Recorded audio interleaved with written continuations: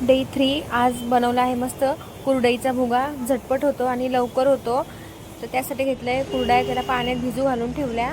3-4 कुरड्या घेतल्या आणि एक बाजूला कांदा कापले 2, शेंगदाणे, लसूण, कोथिंबीर आणि कढीपत्ता आणि मिरची घ्यायची, मस्त कट करून घ्यायचं.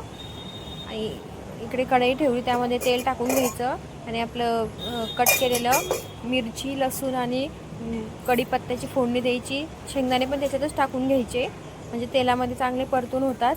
आणि जिरे मोहरी टाकून घेतली पहिले आणि इकडे हिंग टाकून घेतली.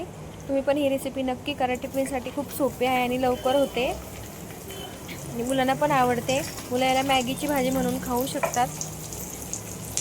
त्याचं टाकून घेतलं फोडणीला सर्व.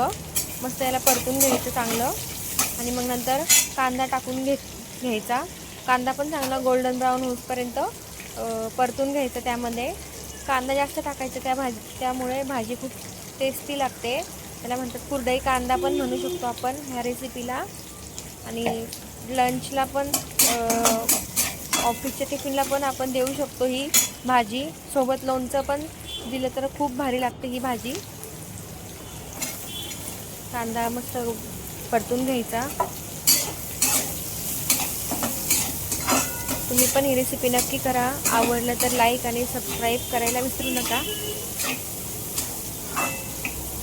मस्त परतून घेतले. आता नंतर परतून झालं की त्यामध्ये हळद टाकायची आणि मीठ थोडंसं कमी टाका, कारण कुरडई आपण बनवताना त्यातमध्ये मीठ असतं ना, तर त्यामुळे थोडं मीठ कमी टाकायचं.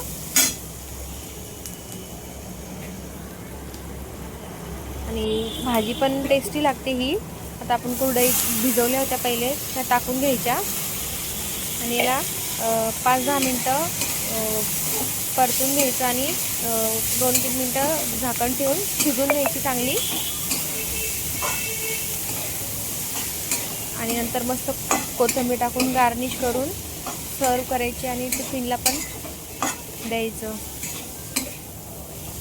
मस्त हलवून घेतली. आता पूर्ण हळद लागली, हळदीचं हे झालं पाहिजे त्याला. आता मीठ टाकून घेतलं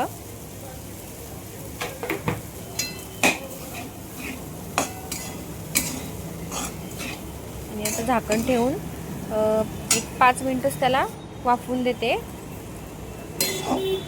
कोथिंबीर टाकून घेतली. तुम्ही पण टिफिनसाठी नक्की द्या.